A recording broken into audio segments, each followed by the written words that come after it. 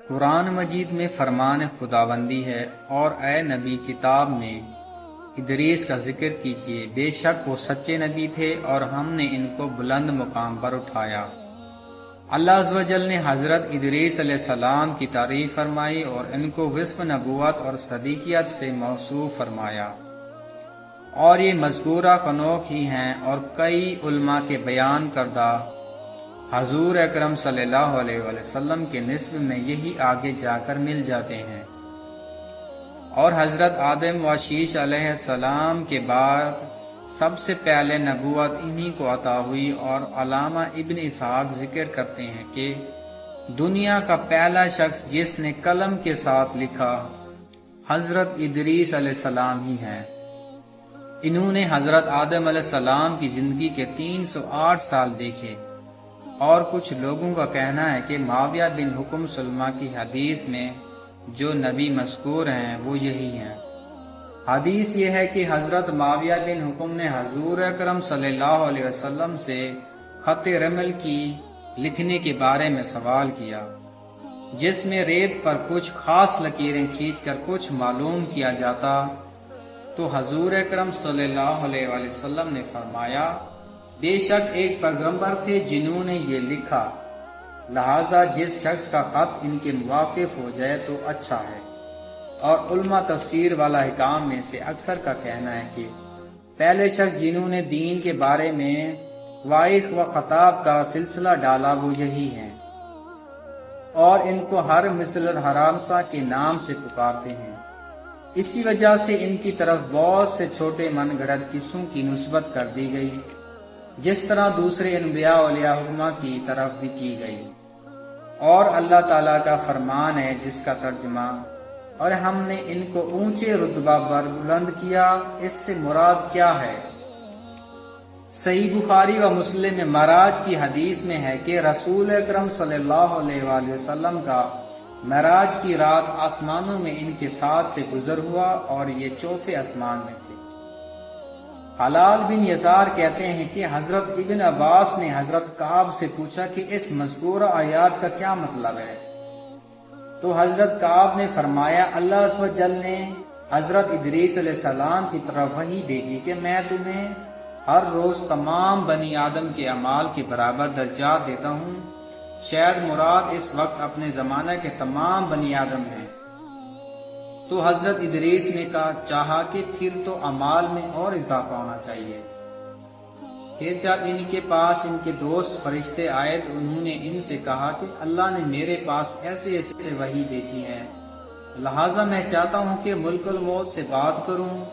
اور پوچھوں کہ کب تک میری زندگی اور باقی ہے،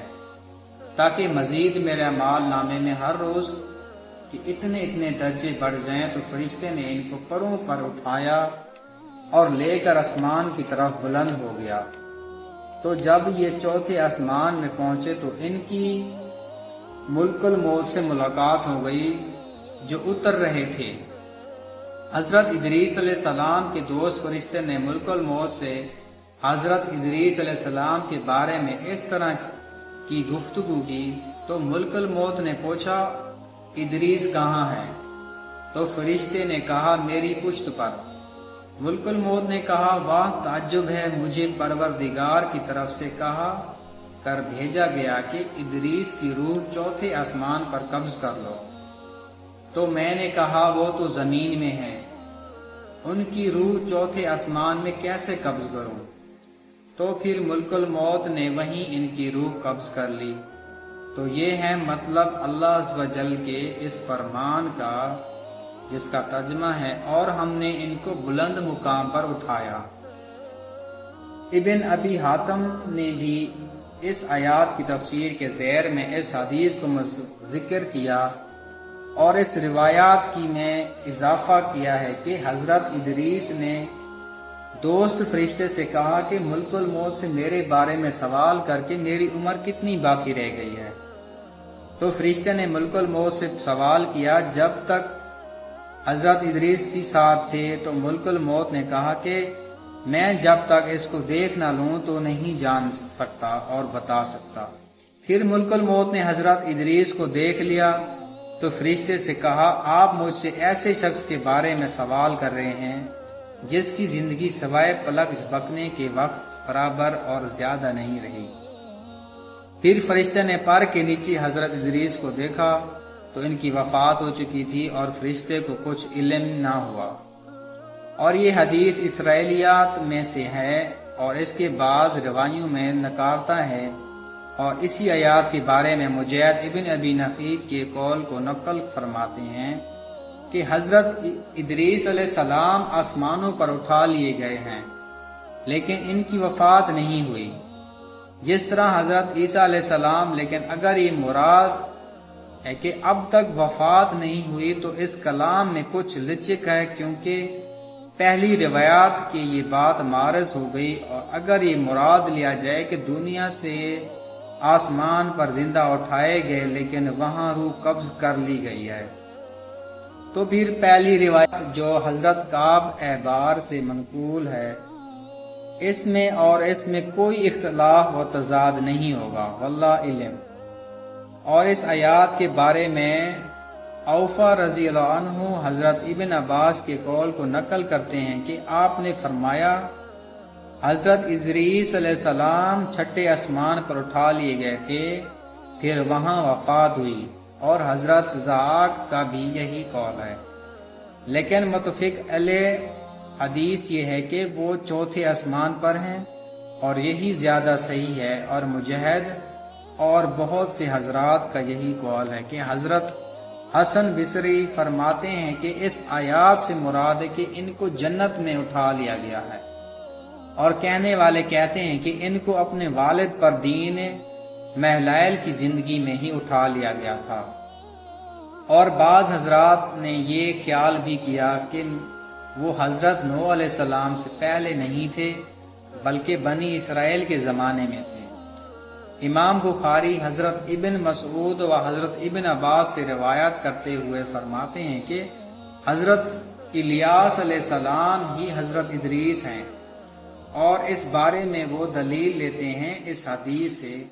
جو زیری حضرت انس رضی اللہ عنہ سے معراج کی حدیث میں نقل کرتے ہیں کہ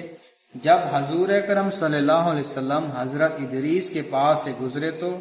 حضرت ادریس نے حضور صلی اللہ علیہ وسلم کو فرمایا مرباہ صالحہ بھائی کو اور صالحہ نبی کو۔